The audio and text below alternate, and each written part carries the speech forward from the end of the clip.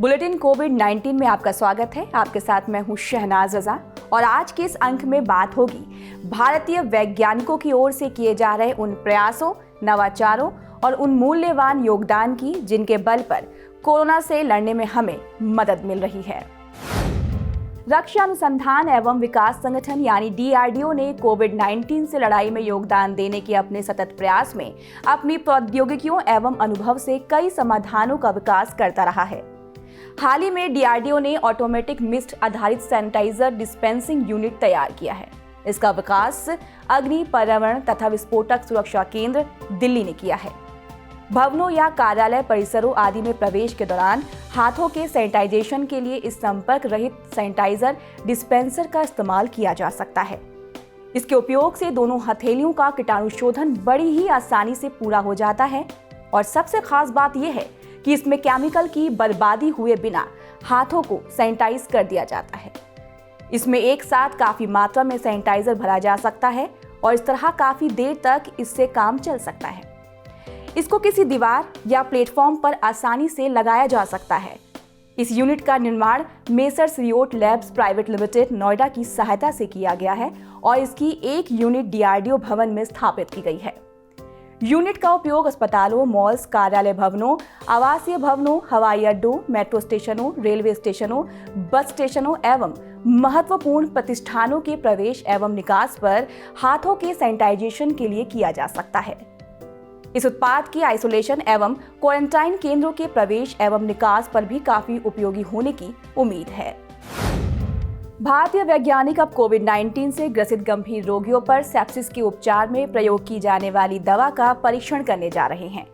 Gram negative bacteria जनित sepsis की दवा का उपयोग इस टेस्ट में किया जाएगा। सेप्सिवैक नामक इस दवा को वैज्ञानिक तथा औद्योगिक अनुसंधान परिषद यानी CSIR के सहयोग से कैडिला फार्मास्यूटिकल्स ने विकसित किया है। दरअसल कोविड-19 के मरीजों और ग्राम नेगेटिव सेप्सिस के रोगियों के मिलते जुलते चिकित्सकीय लक्षणों को देखते हुए CSIR ने इस दवा के क्लिनिकल ट्रायल की पहल की है। इस जांच का उद्देश्य कोविड-19 से पीड़ित गंभीर रोगियों में माइक्रोबैक्टीरियम W यानी MW क्षमता का मूल्यांकन करना है। वैज्ञानिकों के अनुसार ग्राम नेगेटिव सेप्सिस और कोविड-19 दोनों से ग्रसित रोगियों में परिवर्तित प्रतिरोधी प्रतिक्रिया उभरने लगती है, जिससे मरीजों के साइटोकिन प्रोफाइल में व्यापक बदलाव देखने को मिलता है। इस दवा का उपयोग साइटोकिन में होने वाले बदलाव को बाधित करके मरीजों को जल्दी स्वस्थ होने में मदद कर सकता है। ग्राम नेगेटिव सेप्सिस से पीड़ित गंभीर मरीजों के अंगों के काम नहीं करने की स्थिति में यह दवा प्रभावी साबित हुई है। सेप्सिस की दवा में ऊष्मा से उपचारित निष्क्रिय माइक्रोबैक्टीरियम W का उपयोग किया जाता है, जिसका कोई दुष्प्रभाव नहीं होता। कोविड-19 के रोगियों के उपचार में इस दवा को किसी अन्य उपचार के साथ ही समानांतर उपयोग किया जा सकता है।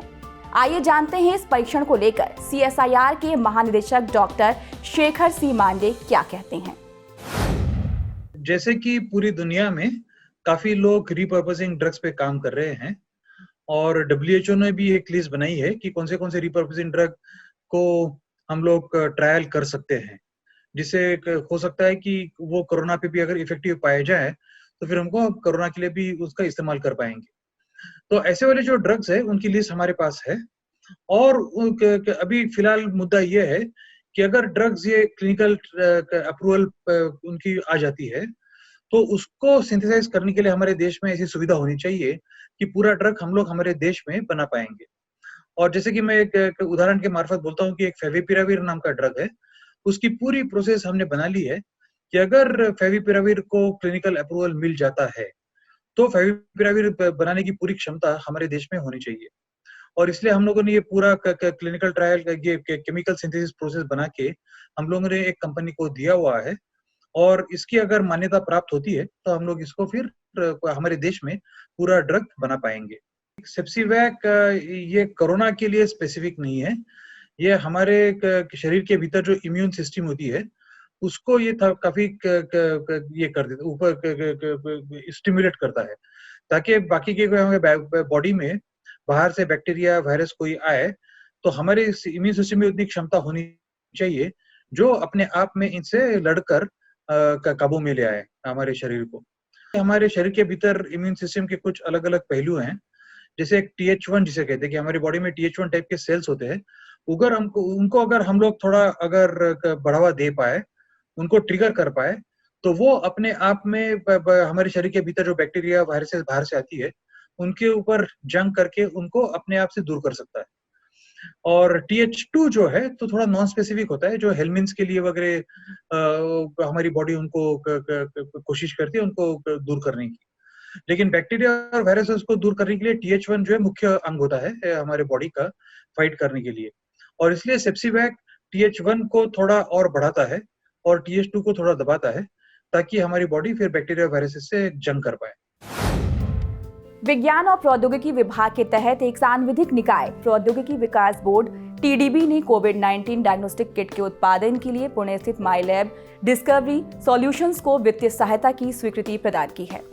कोविड-19 से मुकाबला करने के लिए TDB ने भारतीय कंपनियों और उद्यमों से प्रस्ताव आमंत्रित किए थे, जिसके तहत पुणे की माईलैब कंपनी ने अपने नवाचार पेश किए और जिसको मंजूरी प्रदान की गई। माईलैब डिस्कवरी सॉल्यूशंस ऐसी पहली स्वदेशी कंपनी है जिसने रियल टाइम PCR पर आधारित डायग्नोस्टिक किट तैयार की है, जो कि फ्लू से मिलते जुलते लक्षणों वाले रोगियों से एकत्रित नमूनों से कोविड-19 की पड़ताल करता है। TDB से सहायता मिलने के बाद से इस किट की वर्तमान उत्पादन, जिसमें मानवीय श्रम लगता है, वो अब ऑटोमेटिक तरीके से होने लगेगी, जिससे इस टेस्ट करने की क्षमता यानी कि 30,000 जांच प्रतिदिन की तुलना में 1 लाख रोज होने लगेगी। इस किट को ICMR से मंजूरी मिल चुकी है। राष्ट्रीय आपातकालीन परिस्थिति में त्वरित रूप से इस किट को उपलब्ध करा दिया जाएगा। फिलहाल आज के इस अंक में बस इतना ही। बुलेटिन कोविड-19 के अगले अंक पे हम फिर हाजिर होंगे। तब तक के लिए दीजिए हमें इजाजत। नमस्कार।